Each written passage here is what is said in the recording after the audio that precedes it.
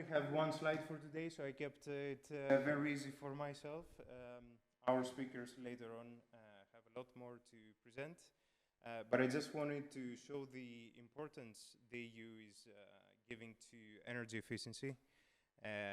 Back in July 2021, there was the Fit for 55 package, which set the target, the ambitious target of 9% energy efficiency at European level.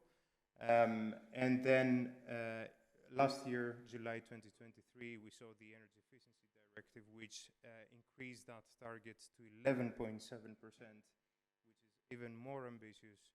And in fact, if you compare that to the 2020 reference actual reported values on energy consumption, final energy consumption and primary energy consumption, that is the difference is something like Spain's annual energy consumption. So it's really like just the order of magnitude to understand the context we're discussing about. These are big numbers, in fact. And to implement all that, it's going to really be a challenge. It's going to require a lot of action and a lot of investment, actually, in energy efficiency projects. Good news is that there's a number of projects supported by the European Union, most of them run by CINEA, as far as I know. And these projects tackle a number of issues. SmartSPIN, which is the project we will be presenting today, is tackling what we believe is a key issue it's the issue of the the split incentive issue. And our colleagues are going to be presenting that challenge in more detail, but also propose solutions, tools that you can use in order to implement those solutions with businesses. And before presenting that, I'm going to give the floor to Sylvain Robert from CINEA. Sylvain is project advisor at the European Climate, Environment and Infrastructure Executive Agency of the European Commission, and he manages projects funded under H2020 and Life Set Clean Energy Transition. And he's also the project officer of SmartSPIN, which we're happy with. And yeah, I think that's all from my side. Short intervention from Sylvain. Thank you very much for being with us, Sylvain. Thank you so much. Thanks a lot for the invitation. It's a pleasure to be here. Well, I understand that some of you could be disappointed about the low attendance this morning, but I guess it relates to one factor, which is the success of the social event yesterday. And you cannot struggle against this. And the other one is that I've seen that in the program there is actually another session about energy flexibility exactly on the same time slot. So probably those people who are interested in the matter had to make a difficult decision. That being said, you know, we all know that quality is better than quantity. So it's better to have a lower attendance, but with a great focus and relevant expertise than having crowds who would have difficulties to follow and contribute. So you mentioned the importance of energy efficiency, and indeed it's basically the core principle of the Clean Energy Package in 2016, energy efficiency first principle, and it remains one of the main drivers of energy policies in the Union. It's actually one of the pillars of the Energy Union governance, which is the overarching framework for the energy policies in the Union. But what's also has always been key, but is particularly high on the agenda with the new Commission, is competitiveness. You probably have heard at least of the report prepared by Mario Draghi. And actually this report is something that probably everyone in the Commission, I mean every policy officer has consulted in detail in the commission, because it really shows the challenges that the union is facing and how possibly to address them. And one, of course, is related to, let's say, the productivity gap that is particularly visible on the digitalization technologies, which you know are core in the energy sector, especially when it comes to the deployment of the kind of services you've been working on in the project. And well, this is actually digitalization also related to the more encompassing objective to move towards a greater integration of the energy system, allowing decentralization, allowing flexibility. And in this scope, basically, well, the challenges that you have tried to address in the project remain, but the good news is that gradually the regulatory conditions, the policy framework is evolving and at a faster pace now in order to make the deployment, the profitable deployment of these kind of services possible. So I'm not going to detail, but basically there are now many provisions, for instance, under the Data Act, that relates to the free flow of data, to interoperability of connected products, and there are dedicated provisions also when it comes to buildings in the Energy Performance of Buildings Directive, in the recast, that when they are implemented should significantly improve the conditions for the deployment of the innovative services you have investigated in the project. So voilà, just to say that you've made this first step in conditions that probably were not the best ones in terms of actual deployment, but you should continue working on this because it's going to gradually become a more welcoming, facilitating environment, and clearly there are business opportunities.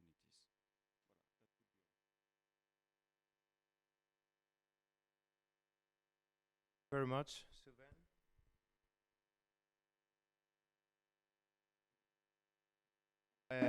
Maybe I can say a few words about the agenda today. What we're going to start with is an introduction to the SmartSPIN project and also the project results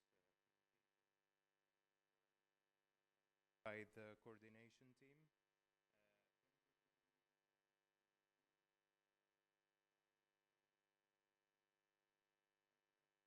We're gonna have the break, then Sotiris is going to present the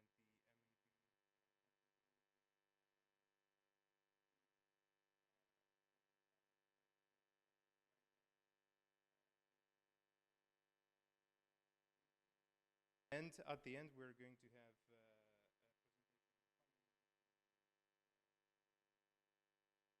stay tuned until then with us today. I'm going to hand it over to Ruchi now, who is going to give the introduction to SmartSPIN. Ruchi is a PMI certified research engineer at the IRC, which is the International Energy Research Center in Cork. And her presentation will then be followed by Luciano De Tomasi. Luciano will present on results, lessons learned, and the business model. And he's the senior research engineer at the IRC and PhD from the University of Naples. So, Ruchi, you go first.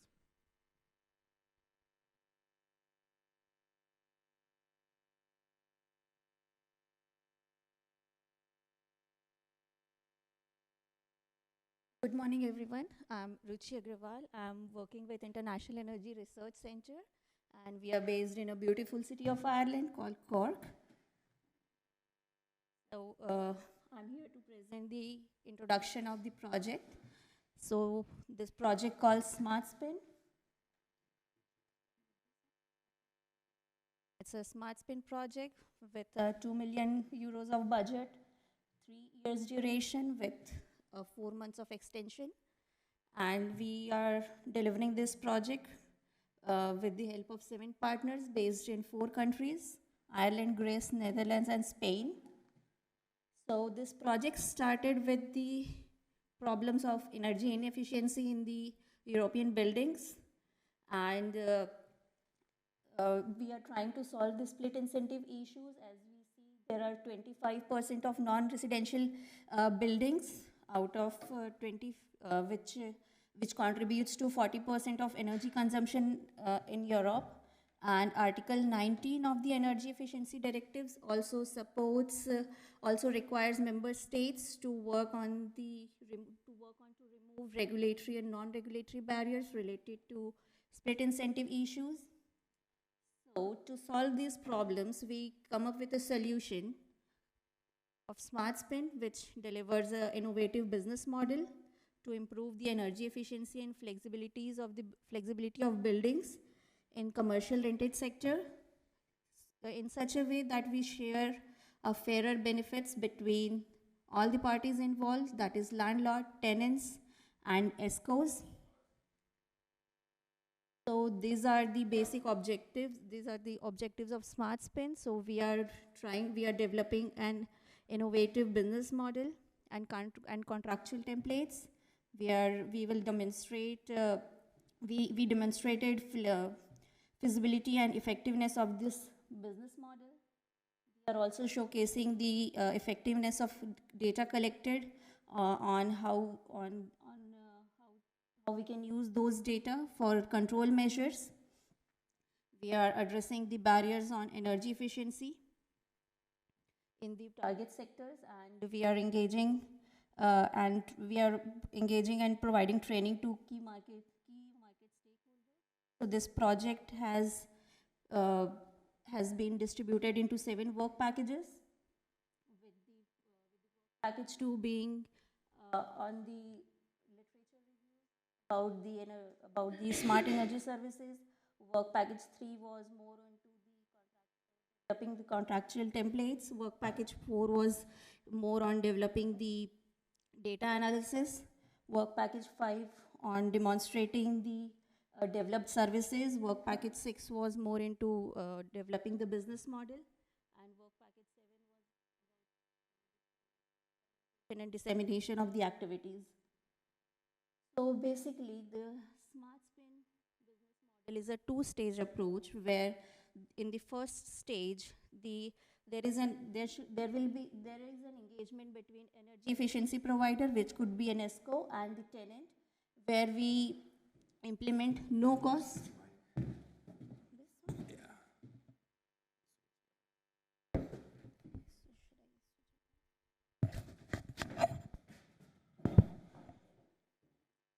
Okay, so SmartSPIN business model is a 2-stage approach, where the first stage is between ESCO and the energy efficiency provider and the tenants, where we implement no cost and low cost measures, and we build trust between the parties. And then we proceed with the second stage, where we implement medium cost and high cost measures, which involves a little bit more investment. And this is another representation of SmartSPIN business model, where the interaction between the parties have been demonstrated. So it's a tripartite agreement between tenant, energy service companies, and building owners. And the funding could be provided by either building owner via sinking fund, or through bank, or through landing, or another variation could be where ESCO funds the project either through a bank or a lander. So the SmartSPIN business model in this project is being demonstrated in 3 pilot countries. It's so in Ireland it's an office building in Dublin. In Greece it's another office building. And in Spain, we are having 2 shopping malls in Madrid. And so to deliver all these, we have developed a suite of SmartSPIN toolkit, which includes the SmartSPIN contractual template, a SmartSPIN interactive web app, a SmartSPIN early building diagnostic performance web dashboard, and a SmartSPIN measurement and verification app, a SmartSPIN visualization dashboard, and SmartSPIN gamification app. About all these toolkits, my my project team will talk about in coming presentations. And these are the expected impacts of the project. So we are expecting to save primary energy. We are expecting to save greenhouse gas emissions, a good investment in energy efficiency, and we are also aiming to improve the uptake of innovative data gathering. And also we are with the help of these investment, we will develop some new job opportunities in the energy efficiency sectors. So thank you all. This is all from my side. And I think Luciano, you're next.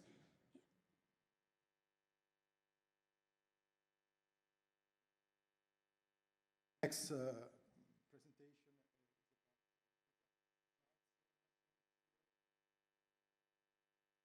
Oh yes, apologies. So this presentation is about results, lessons learned, and exploitation.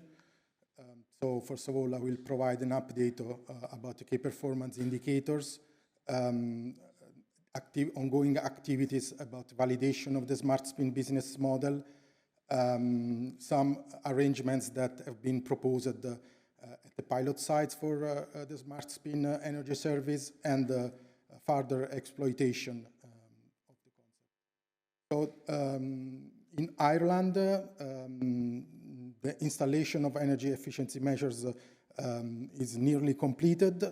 We have, in terms of primary energy savings, slightly lower savings than planned, but as we will see, this is compensated by higher savings in the Spanish side. In Greece, this needs to be assessed, so we are in the process of collecting data from the pilot sites, connecting the pilot sites to Smartkia platform. There have been some technical issues that will be solved shortly. In Spain, we have actually a greater amount of energy savings, which is in part due to a more abundant renewable generation than what was planned. And the investment is, this needs to be checked, but the current estimation is that the investment is lower than what planned, which means that the investment has been very effective in achieving the energy savings planned. But the pilot site leaders are working now to determine the actual investments, and so we will have the final numbers by the end of the project in December. So these are the totals. So the current estimation shows that the energy savings are achieved. The renewable generation is exceeding the target, and also the CO2 reduction is exceeding the target with an investment which is lower than what was expected. Regarding the validation task is ongoing. So we are, first of all, revising the business model, focusing on the core aspects. So this Canvas table has been made more compact and simpler. There are some learnings from the pilots that have been incorporated in the business model. For example, one learning from Ireland is that there will be a period for monitoring and optimization or tuning of the measures. And this period is something that we account explicitly within the KE activities.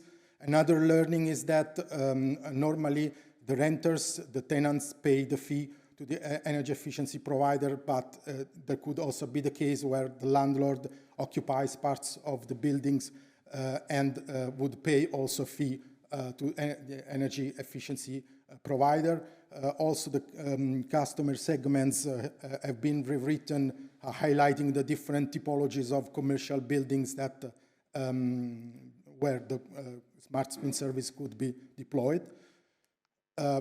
Another table, I know this is very small and hard to read, but this table focuses on the value proposition and shows how the SmartSPIN service delivers the value that the customer expects in terms of wants, needs, and fears. For example, if we look at the fears, the customers are afraid that there are no measures that have a low payback time, or and that they may have the fear that the energy savings will not be achieved because of many issues, which may range from inaccurate estimation to a non-optimal operation of the systems. And also they have the fear that the renters do not own their rented units, so they will not contribute to the investments, and it is not possible to recover costs of the investments from them. And this is the split incentive issue, and it's exactly what the project aims and has solved at pilot sites. And now I'm going to show examples of deployment of the business model at the pilot sites. So in Spain, there are two malls. One is called the Plenilunio, and another one is called La Gavia. So in this diagram, you see that after SmartSPIN, because of the energy savings that have been achieved, the energy bill will be reduced, so the energy consumed will be reduced compared to the baseline, and the tenant pay for the energy saved to the efficiency provider, which will share the value with the building owner. So after SmartSPIN, the total costs of energy for the tenants, this is for an average tenant, will be slightly lower than before SmartSPIN, but the energy bill will be significantly lower, and the fee paid to the efficiency provider will be used to reward the building owner, and this will create a win-win situation that solves the split incentive issue. Similar situation in the other shopping centers, shopping mall Plenilunio in Spain. In Greece also, this is what is proposed at the pilot site in Greece. So already two different typologies of buildings, shopping centers and building offices that can be actually addressed by the SmartSPIN business model. Then we have the Irish case.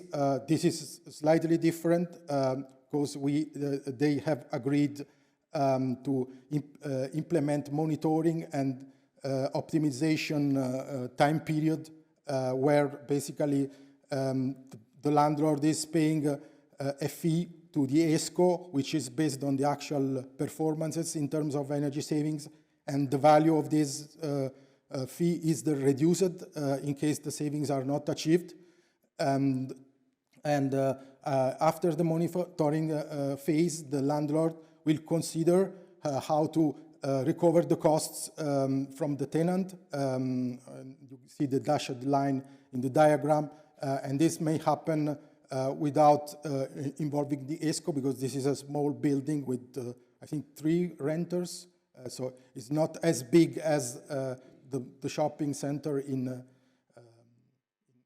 Spain. And now I am going to the outcomes of the project available for exploitation. So first of all, performance-based contractual template for ESCO. This is owned by Lawler Sustainability and can be exploited by ESCOs, building owners, renters, and their associations.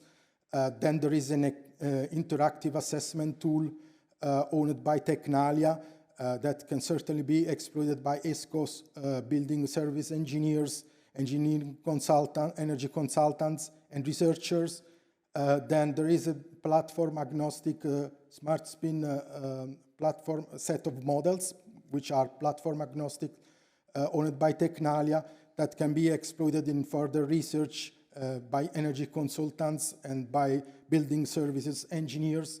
There is a mobile app for gamification that will be illustrated in one of the next presentations, that can be exploited by ESCOs, building occupiers, energy consumers.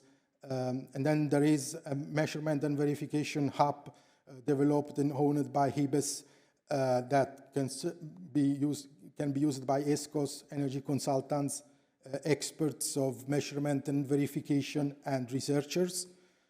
So in conclusion, we can say that the project has shown how the split incentive problem can be solved through an innovative business model and using appropriate contractual templates, and has shown examples on how this can be achieved at the pilot sites, and also has developed a set of tools that can be disseminated and used by ESCOs and engineers that will facilitate the deployment of the business model in real buildings.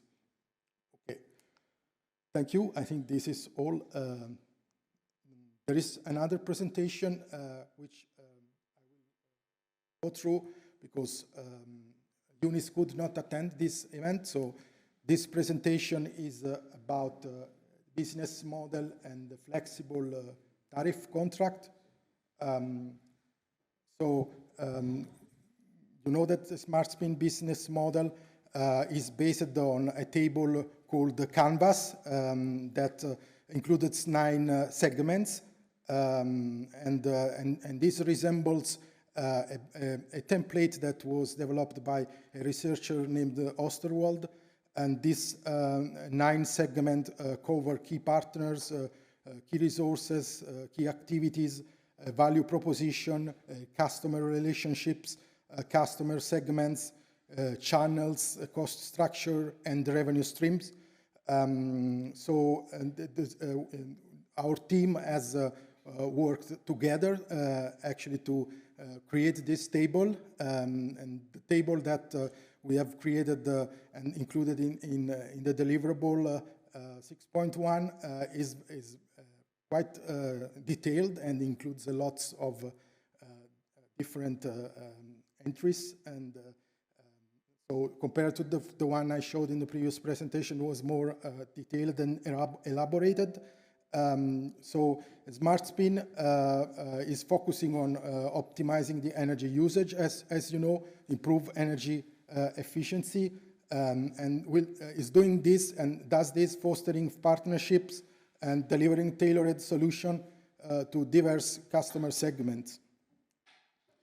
Okay, this is the table.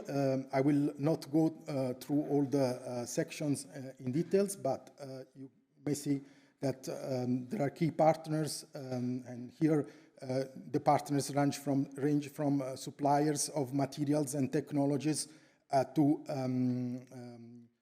consultants, even ESCOs and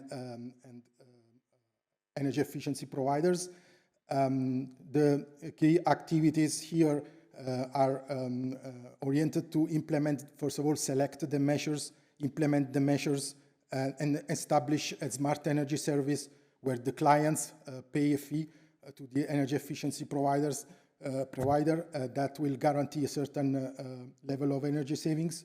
And so the value proposition is to deliver a comprehensive service, kind of one-stop shop service to the client and deliver savings. So it's the value of the savings. The value of the service is quantified by the payment of a fee to the energy efficiency provider, and it also includes a maintenance and operational maintenance service that is actually responsibility of the efficiency provider. Customer relationship here, okay, this is a face-to-face kind of relationship, and they also have invoice for the service, and the landlord may issue a receipt for the payment that they get from the efficiency provider when they share value with the landlord. The customer segments here, we see like building owners, then facility managers, and what else? Energy users and the renters, of course, the tenants as different segments, but also the different segments are associated with different typologies of commercial buildings, ranging from office to retail, shopping centers, and others. Next slide. So key resources. Of course, to implement this service, we need a mix of resources ranging from human resources, procurement, intellectual resources, the capital to implement the project, and the technology, of course, which is also very important. And the channels, there are many channels that the ESCOs may use to reach out to the final end users, potential clients, and these channels range from digital channels, public tenders, they can use their website, sales and marketing channels, and they can liaise with energy performance contracting facilitators, associations of ESCOs, and also social media, conferences and workshops. Also local authorities may be a channel, and also the ministry it was said in one of our meetings, regulatory bodies and even the ministry. The cost structure, it's I would say complex. We have different costs associated with the equipment, software development, costs for the contractors that will be involved in the implementation of the project, the operation and maintenance service, and some fixed costs like licensing of software, cloud services, marketing and dissemination activities, the cost eventually for the energy efficiency service for the commercial clients, and the service provider that may pay rent to the building owner. Then revenue streams are associated with the provision of the services, service fees for the ECM, energy conservation measures implementation, the measurement and verification service. The energy savings are also revenue stream, and the added value to the building for the energy efficiency upgrades. Okay, the key partners in this slide. I think we had discussion about who can implement the SmartSPIN model. So the energy service companies can implement the business model and the service, and they specialize in their companies that specialize in implementing energy efficiency projects, and they have offer a wide range of services and solutions to their clients. Also, the energy as a service providers offer a comprehensive set of energy solutions that are based on the pay-for performance concept. And also in some small buildings, energy efficiency consultants may deliver the service if it's a small building, and they can advise the clients on the most suitable strategies and technologies to improve energy efficiency. And you have already seen the different variants of the business model in the first presentation. So in this case, the building owner is funding the project directly, liaising with the bank, and similar here. So SmartSPIN has defined a contractual model to optimize the building energy services between ESCO, the landlord, and the tenant, and address the needs and the obligation of the parties involved in the commercial rented sector.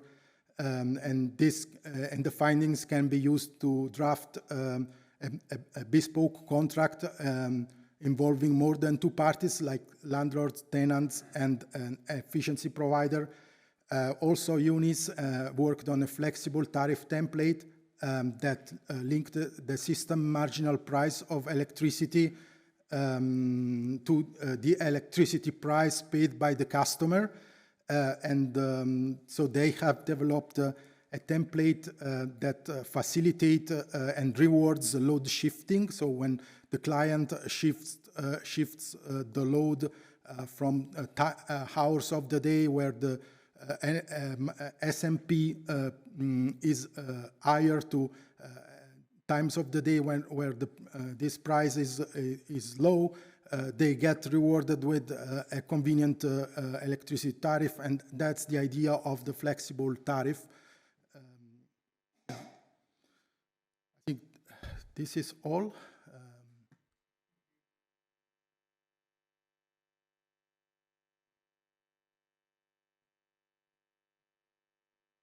Maybe introduce Daniel shortly. The next presentation is going to be delivered by Daniel Ring, and it's going to be on contractual template and recommendations to address the split incentive. Daniel joined Lawler Sustainability back in 1993 in the role of senior project engineer, and in 2007 he became managing director of the practice. So the floor is yours.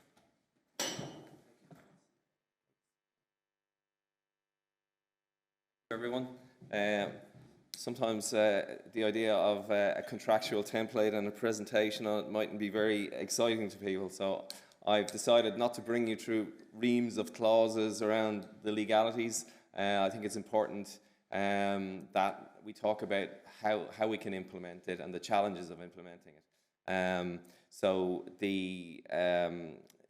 it's an important tool within the project for sure, because the concept, as you'll see, go this way.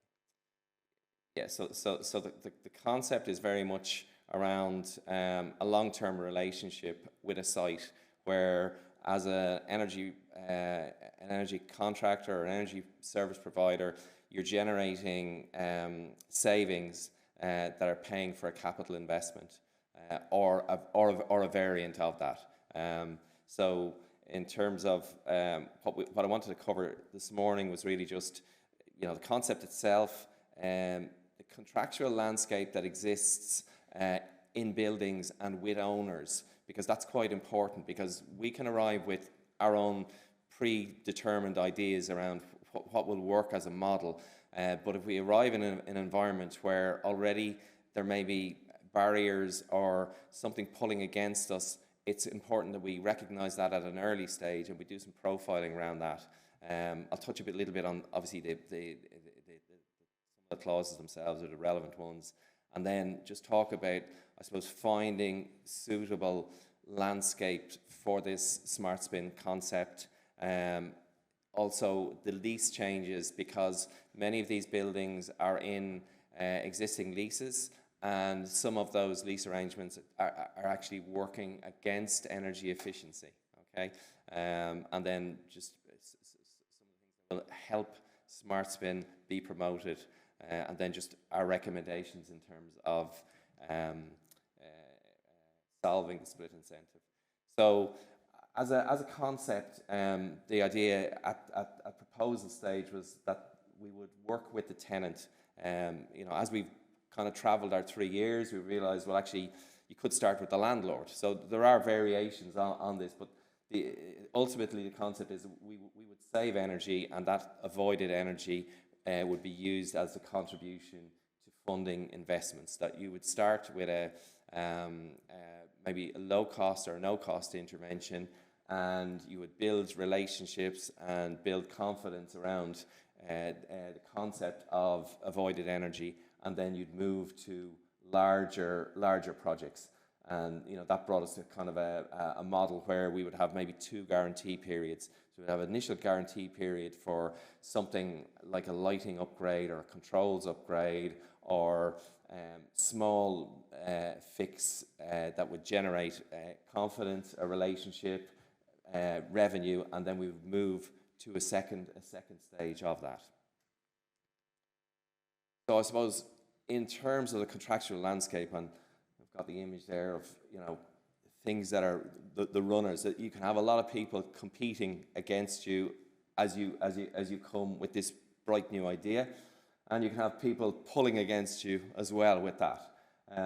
So if we look at the landlord-tenant agreement, something as simple as permissions around building modifications. So if we have an idea that we're going to put PV on a roof, is there permission to put that there?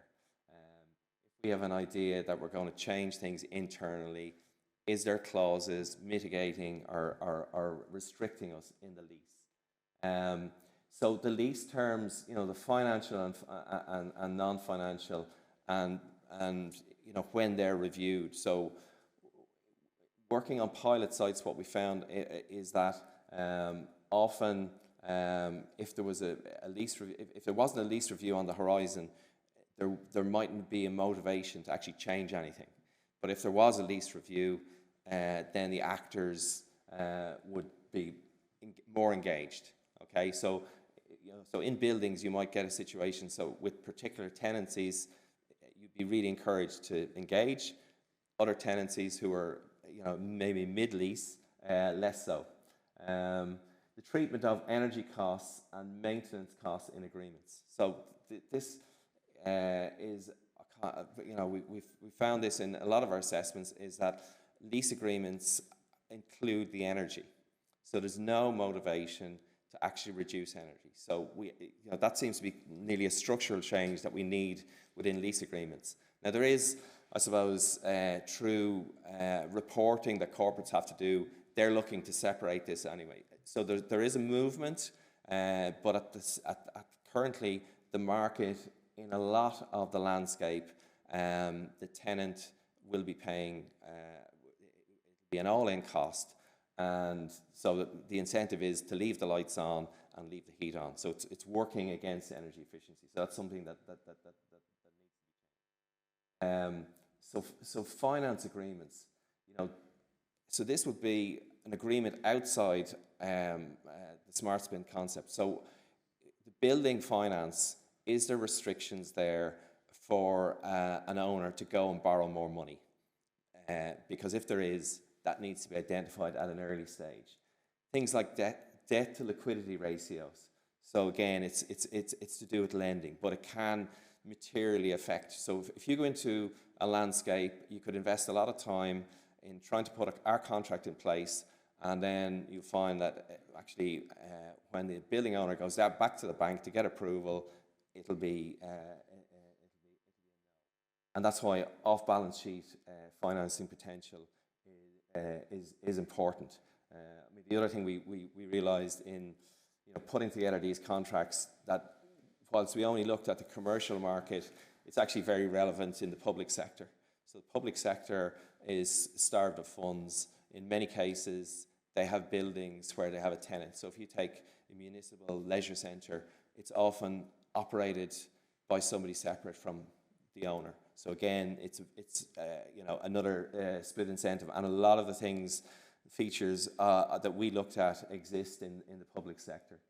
The owner's asset strategy, is it long term or is it short term? So you know, many owners might say, I'm going to hold on to a building for 5 years and I'm going to sell it, or I'm going to hold on to it for 10 years. So if you're going to go into a contract beyond 8 years, or you know, this becomes materially important. So I suppose flushing out some of these things before we come with our own ideas is really important. Then we'd have existing operational contracts. So if we're going to use an energy performance model and an ESCO type model where that provider is also going to do the maintenance, it's really important to know, is the building tied into existing FM contracts? How easy is it to break those? Some of the things that we've done ourselves is we've worked with the existing FM contractor, we've continued the relationship, and you've managed to go into an agreement through that. You might have plants on the site that are in their own contracts. So you could have combined heat and power, or you could have other pieces of equipment, generators. So you need to know about those. So like a generator might help with grid services and things like that, but you need to know that you can actually use that piece of plant. So in terms of the contractual template, you know, it's a key facilitation tool in terms of this project. It's a standard type contract. I suppose the clauses that are somewhat different would be, you know, the energy related clauses. So getting the baseline right, it's important that you have the information around that.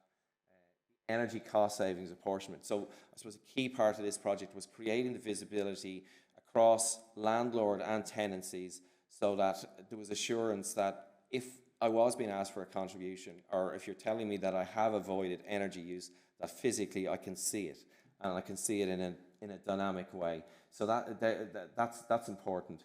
And obviously, as a follow on to that, the guarantee clauses and their calculation methodology and the M&V associated with it.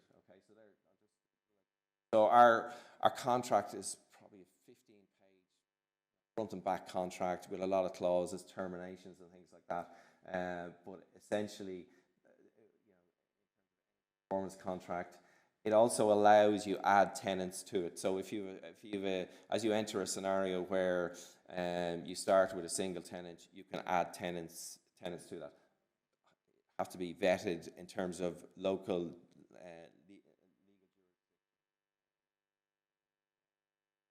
So finding suitable landlord tenant building profiles. Okay, so building owners are agents with asset risk awareness and actively. So that's quite an important one. So there's a lot of sensitivity around stranded assets. So they will be, they have a lot to lose, so that they will mobilize. They're looking at funding solutions. They're looking at more innovative models. Performing buildings, that a simple business case can be made around. So you can go and say, look, if we carry out these interventions, you're going to save this amount of energy. It pays for itself in 7 years, 8 years. That's an obvious one as well. Tenants with strong sustainability and ESG building. So what we found is often the tenants are really driving the agenda. So they're putting pressure on.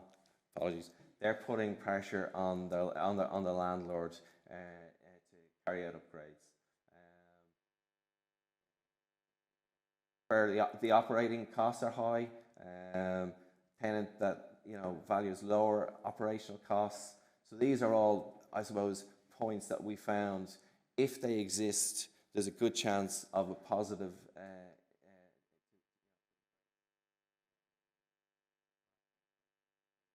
So then we looked at away from service to paid utilities, sharing and disclosing of energy and other utility information. There can be some resistance to that.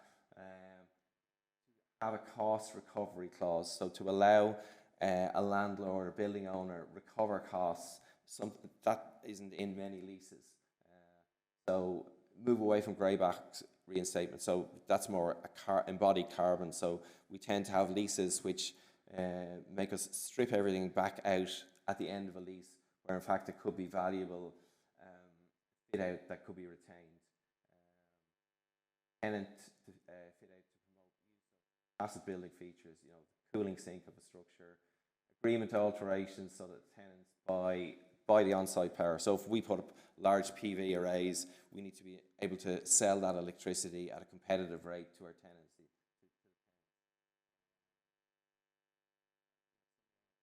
Just the interaction. So will you get good interaction with landlord and tenant? Will they engage in some kind of a committee promote sustainability? Minimum fit out, accredited fit out by the tenant. So that's something that the landlord would do. Management and procurement teams have sustainability. Encourage a single FM approach. So some of the buildings that we're in might have 4 different FM contractors. So that does not lend itself to a kind of a whole building coherent approach to energy. So the concept enablers, so equity of cost benefit is clearly presented to both landlord and tenant owner. Project partner can finance the project. So it has to be attractive to a funder. Wherever you're operating, that there is financial products that will support what you're trying to do, that you don't have to create some kind of a new funding model. The presence of green leases, and a scenario where energy use and carbon is very high on the building owner's priorities. So I suppose in summary, one size does not fit all. So be prepared to be innovative and understand the subtleties of each opportunity.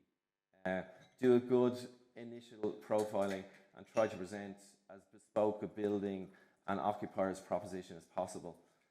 Move away from all-in heating, cooling, power, as it just incentivizes use. So meter and charge for consumption. Consider attracting energy efficiency upgrade rather than to the tenant. So that's an important one. So if you can, so for a lot of people, they're reluctant to make an investment because they're unsure of their longevity in terms of a relationship with that asset. So if you can attach the funding to the asset as opposed to the actual owner, that removes that barrier. Green lease clauses, regulatory measures such as minimum energy standards are help in solving it, and ensuring that the financial incentives from member states are designed for the rental sector. So some of them to get those actual interventions in some member states.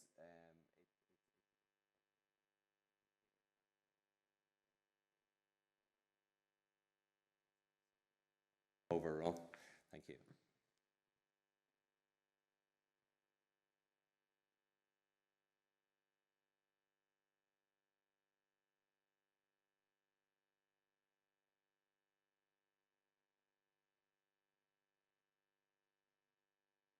I believe that's fixed.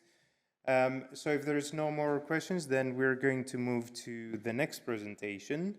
And yes, absolutely, yes. To be captured, we should use the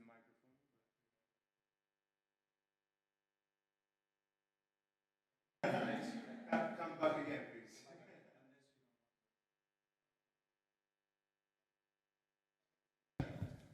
It's on? Yeah. All right, so, well, the question is, when you showed the templates that was not highlighted, which was data security and management. And as I mentioned in my introduction, basically access to data, in the implementation of this type of service. I'd just like to know how practically it is arranged. I mean, how it works basically between buyers, the owner, or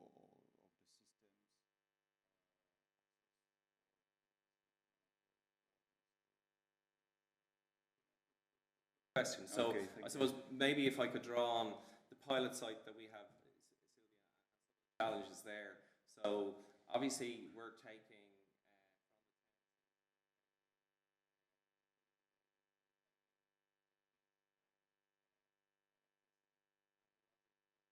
quite a discussion around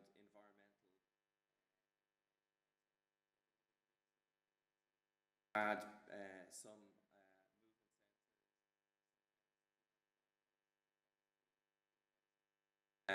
we had,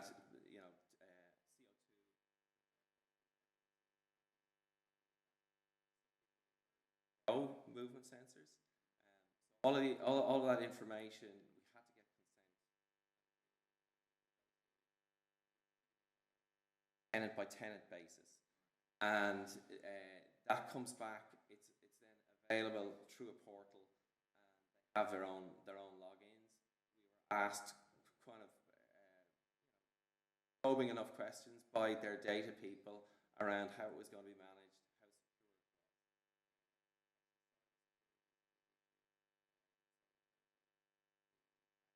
secure of our data, it all comes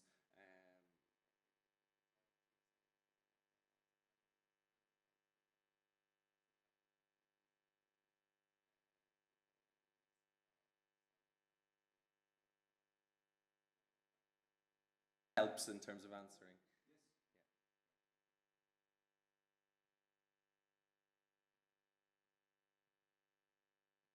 Thank you very much.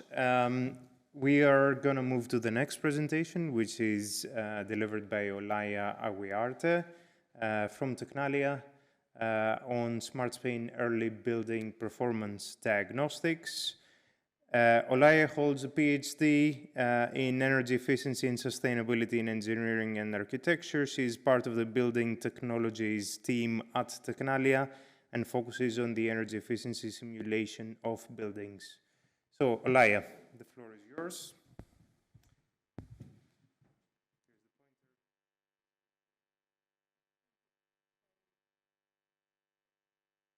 Try to be fast because I think we are 10 minutes later, so I think well. 10 minutes. So now focusing on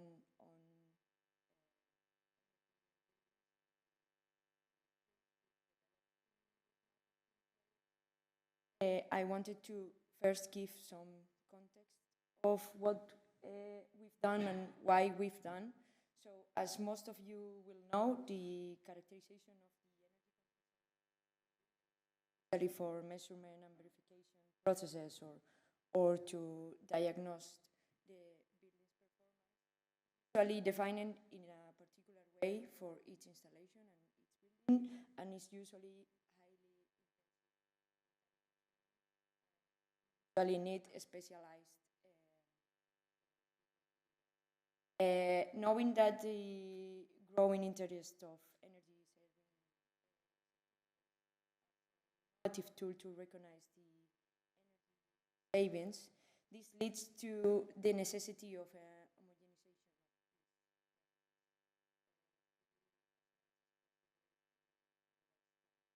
And also, as we know that we have more and more monitoring data in our buildings, so we have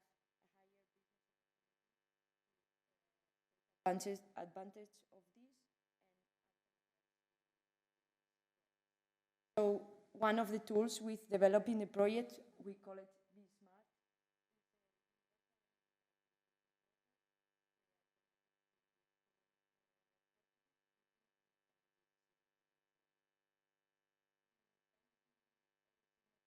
Methodology is based on linear relationship and the climate. It's carried out according to the so-called ASRAI change point models, which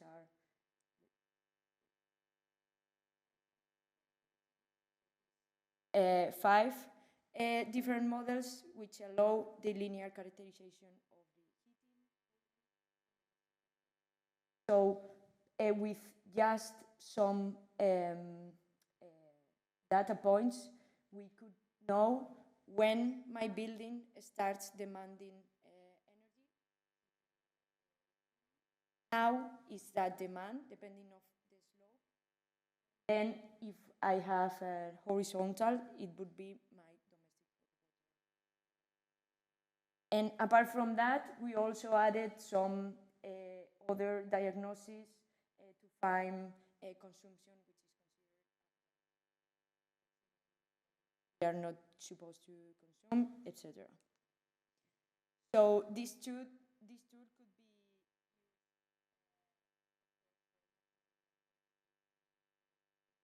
savings for a first energy diagnosis of the building on how is the situation of the building analyzing, then for a fast visualization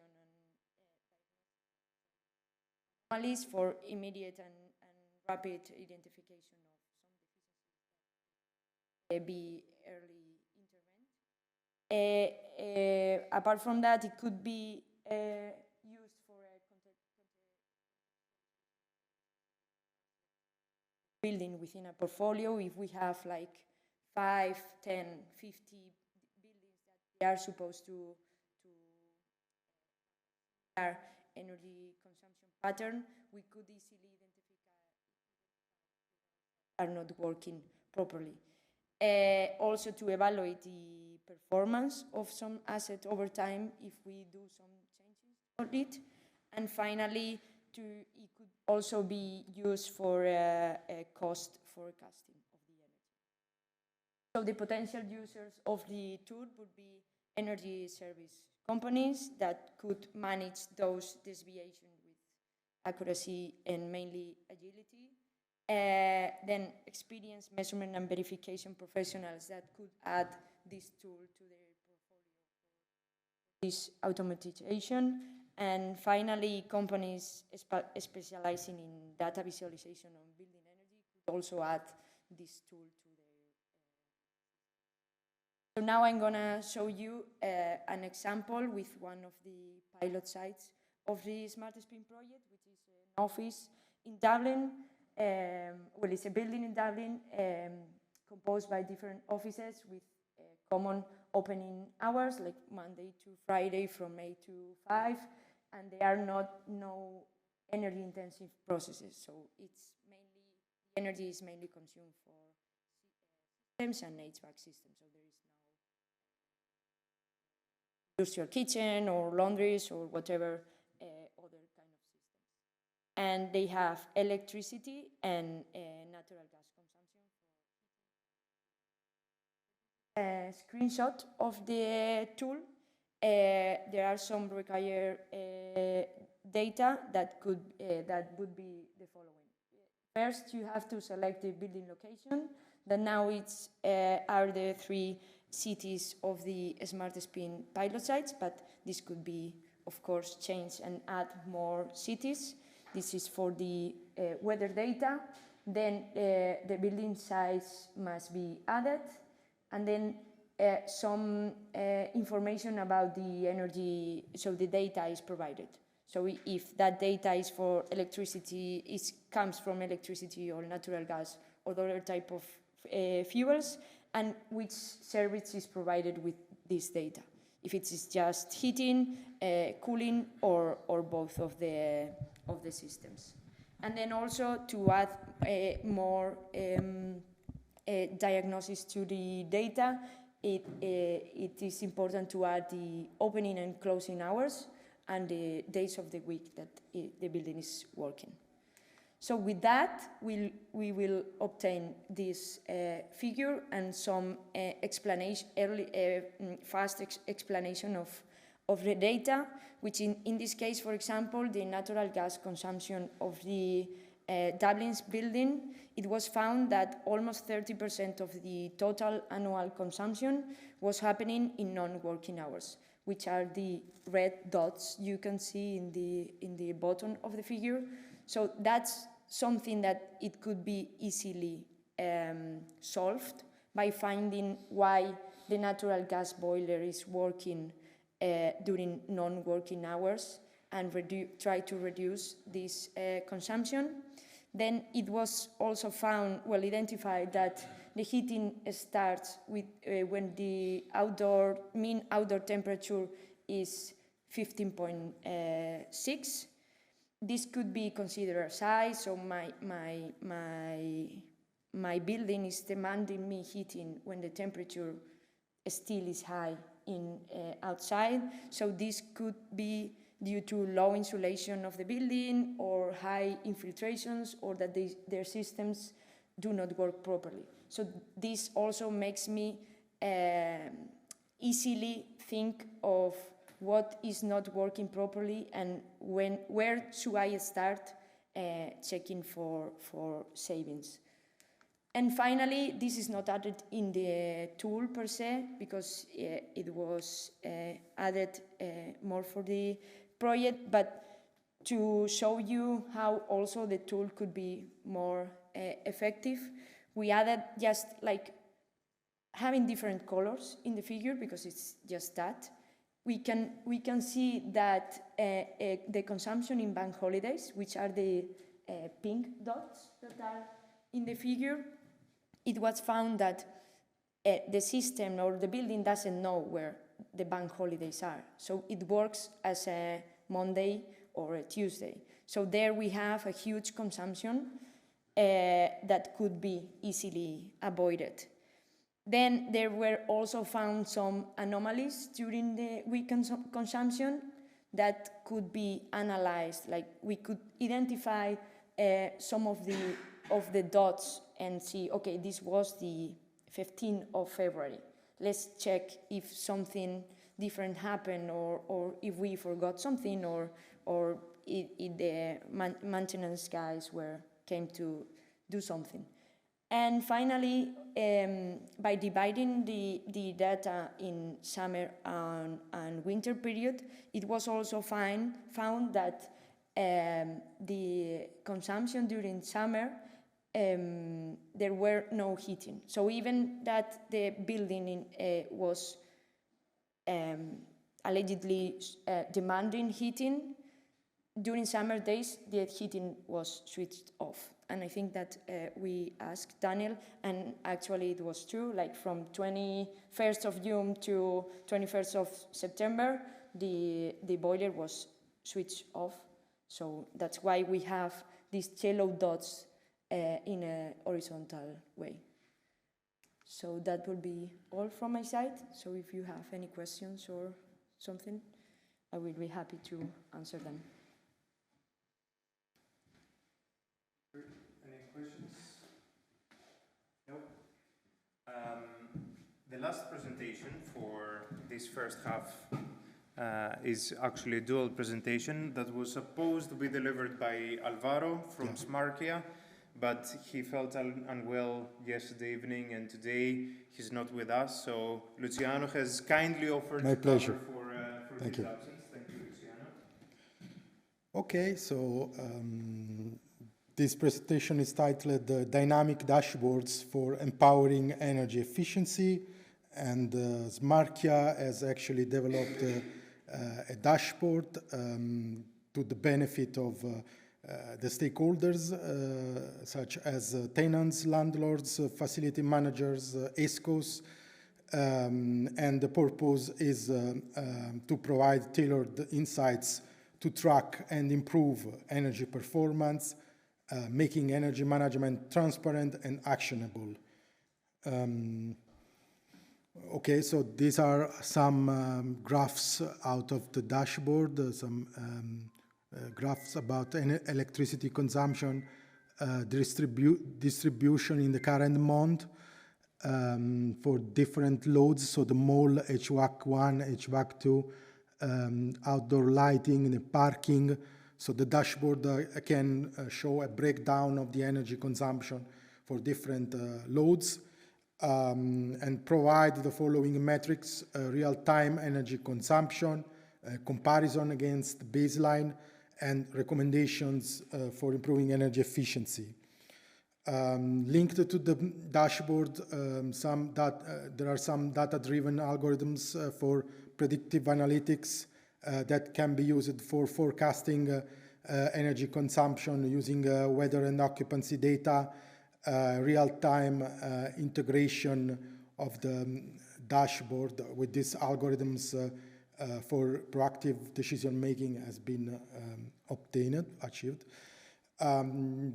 Tailored dashboard for each role. So the dashboard is actually can be tailored for the different roles, stakeholders, so the tenants, for example, to track the personal energy consumption of the tenant, of each tenant, and compare it against the historical data. For the landlords, monitor the overall building performance and identify inefficiencies. And for the ESCOs, to optimize energy use for the various systems and manage energy contracts. For the facility managers, the dashboard can be used to obtain operational insights, utility usage tracking. So results, the outcomes are the energy savings at the Spanish pilot site in this case, but also at the other pilots, CO2 emissions reductions, and increased engagement of stakeholders. And SmartSPIN's dashboard empowered the stakeholders with data-driven insights, improved collaboration, enhancing energy efficiency across the rented commercial spaces. Okay. Next part of the presentation is titled Competitive Energy Efficiency, and I think these slides describe the gamification app developed by Smartkia. So here they refer to game theory, which is a framework for studying strategic interactions between decision makers, and the players of the game are decision makers involved in implementing the service. Strategies are the possible actions that the players can take. Payoffs are the outcomes based on collective strategies. The equilibrium is achieved when no player can improve their outcome by changing their strategy alone. The gamification strategy was developed because the split incentive issue causes a misalignment between the benefits that can be achieved by landlords, tenants, and ESCOs for energy efficiency investments. So the landlords are hesitant to invest in energy efficient systems because the savings would be mainly reaped by the tenants, whereas the tenants are reluctant to upgrade the systems because they don't own the property and lack a long-term payoff guarantee. The ESCOs struggle to secure funding, and cooperation is affected by this misalignment of the interests among the stakeholders. So Smartkia developed a gamification app to improve the engagement of the tenants. So you can see in this graph the interface, the graphical user interface of the app, and this app provides some metrics such as the daily consumption breakdown, comparison between the energy consumption of different tenants, and especially with the best performer, so the tenant that is consuming the least amount of energy, and shows the actual consumption versus the target performance. And so the app is actually generating scenarios where there is an initial ranking. So a tenant's office is ranked based on the energy consumption, energy savings of all the other tenants. The challenge for each tenant is, of course, to reduce the energy consumption, for example, turning off some loads that are not really needed, for example, in the weekend, so they can turn off computers and reduces HVAC set points. That's just an example. And they do earn points, and if they make improvements, they earn points, and they can become the best performer, gaining these points, and they may receive like a green Office of the Month badge from the gamification hub. And the improvement in the behaviors of the single tenants is reflected on the overall performance of the building. So the whole building may achieve, for example, a 10% reduction in energy use if all the tenants become more energy efficient, and this might even lead to a rent discount for all the tenants. The engagement through the gamification happens making the energy savings actions rewarding and appealing, and encouraging the tenants to contribute through the gamification activity to the reduction in building consumption. So what are the expected impacts of the gamification hub? First of all, the tenants are expected to take actions to improve their energy performance. The hub can be used to identify commonalities between the different tenancies and opportunities for improving energy efficiency. or even behaviors that cause energy inefficiency. The hub can be used to analyze the impact of the behaviors of the tenants on their consumption patterns. Yeah, I think the hub is under testing at the moment, so the development is completed, but it has been transferred to the users, and so we'll have more feedback from the users in the next month, or I think the next few months before the end of the project. Great. I don't know if there are any questions for, well, actually Alvaro, but in this case Luciano. But yeah, it really felt like you prepared those slides, Luciano. Very well done. Thank you very much. I think we are back on time again, actually. Of course, it saved a little bit of time. We are going for a break, and we'll be back again in half an hour. Yeah?